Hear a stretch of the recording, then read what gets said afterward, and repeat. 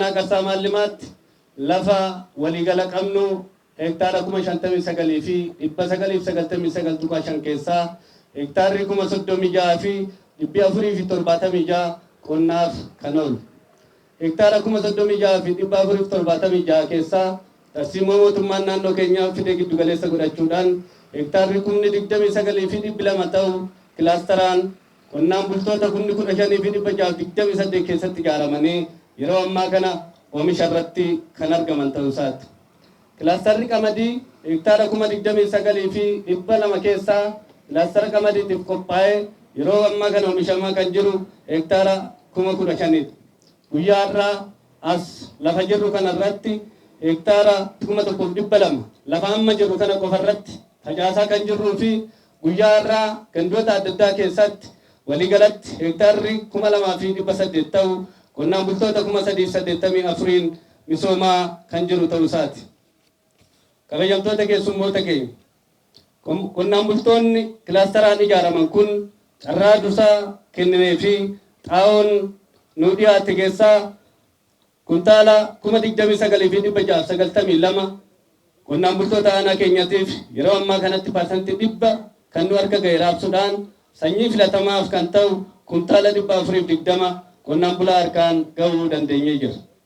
Carraa kanaan galateeffadhee darbuu kanan barbaadu yuuneen qonnaan bultoota Malkaa Awwaash fedhii qonnaan bultoota keenyaa giddu galeessa godhachuudhaan gaafii keenya yeroo dheeraa kan ture sanyii baay'istuu lafa jirru kanarratti yeroo ammaa hektaarri 100 akka misoomuuf sanyii nu dhiyeessanii jiru waan ta'eef gaafii qonnaan bulaa keenyaa waan deebistaniif qonnaan bulaa keenya cinaa waan dhaabbattaniif maqaa uummata aanaa Qarsaa Maallimaatiin gadi jedhee isin galateeffachuun barbaada. Kabajamtoota keessummoota sagantaa kanaa kabajamoo bulchaa bulchiinsa godina keenyaa fedhiin qonnaan bultoota keenya bira jiru guddaa ta'ullee qonnaan bultoota aanaa keenyaa yeroo ammaa kana qonnaaf kakaasnee dammaqsinee karoora akka baafatan goonee lafa isaanii akka qopheessan goonee waan qabaniin sangaa isaanii camadatanii tiraakteera bitatanitti fayyadamanii yeroo ammaa kana qophii qonnaatiif kan jiran ta'ullee dhiyeessii xaa'oo wajjin wal qabatee rakkoon nu qunnamaa jira. Yuuneen Malkaa Awwaash amma isaan danda'ametti qonnaan bultoota kana cinaa dhaabbachaa kan jiru yoo ta'e illee waliigalatti garuu gaafii qonnaan bulaa keenyaa deebisuudhaaf xaa'oo nu barbaachisu kuntaala 49,669 keessaa kuntaala 29,692 qofatu dhiyaate.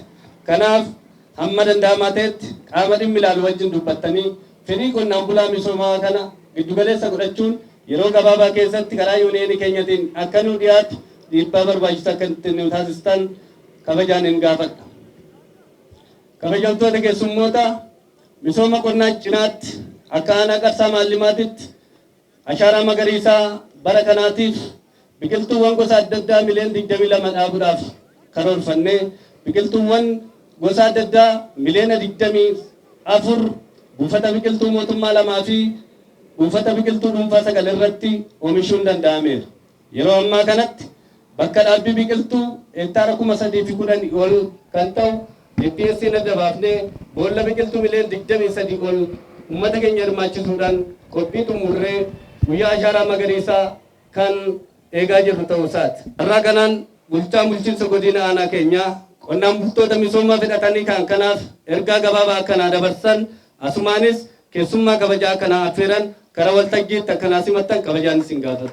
Akkuma beekamu madiidha nuuf danda'u nyaata nuuf danda'u oomisha biyya alaatii galuu biyya keessan bakka buusu alergee dabaluu carraa hojii uumuu wabii nyaataa mirkaneessuu biiroon qonnaa akkasumas misoomni baadiyyaa imala karooraa baafatee hojii bal'aa hojjeteera. Gama kanaanis jijjiirama hunda galeessa fi abdachiisaa ta'ee fidaa akka jirru hundumti keenya kan hubannudha. Nutis akka godina Shawaa Kibba Lixaatti karoorri baafannee jirru qonnaan bulaan keenya gara teekinooloojiitti akka ce'u oomishaaf oomishtummaansa akka dabalu wabii nyaatatiin akka of danda'u maallaqa akka kuufachuu danda'uu fi hojii qonnaarraa jiruuf jireenya isaa akka fooyya'uu danda'u akkasumas isarra darbee namoota biraa sooruu akkasumas alergee dabaluudhaaf hojiin amma eegalle kun akka fakkeenya gaariitti ilaaluun ni danda'ama. Aanaan Qarsaa Maallimaa kanaan duras muuxannoo bal'aa qaba. Guyyaa har'aattis kilaastera qamadii guyyaa har'aa godina kanatti akka godina kanatti aanaa kanatti eegalle hagam xiyyeeffannaa kennitanii hojii misooma qonnaatiif akka hojjetaa jirtan qonnaan bulaan keenyas hoggansa sarkaaraan jirus ogeessi qonnaas asirraa ilaaluun kan danda'amu ta'uu isaati.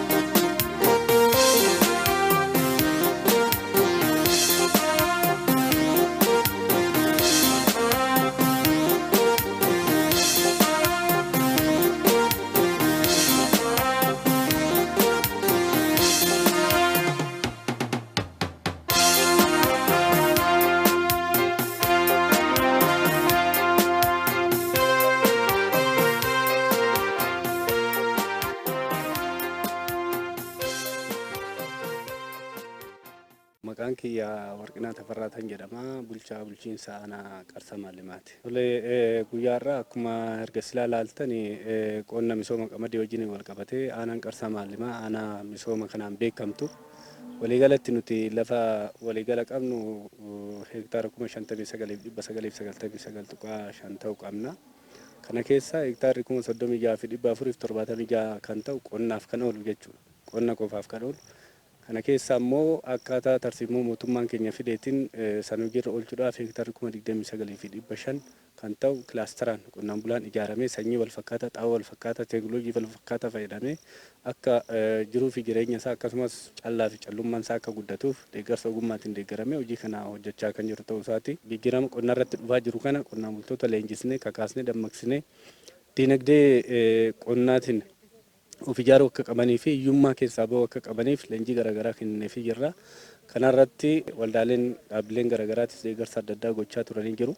Carraa kanaan waldaan caffee hojii gamtaa waliigalaa kan dargaggootaa jechuudha.